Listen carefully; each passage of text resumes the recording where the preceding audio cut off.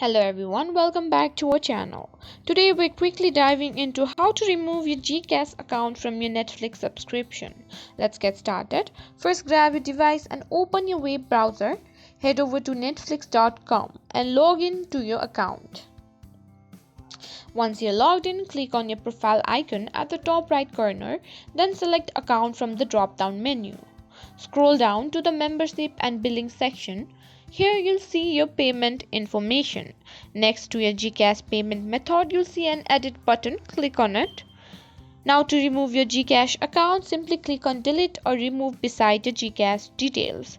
Confirm your choice if prompted and voila! You've successfully removed your Gcash account from Netflix.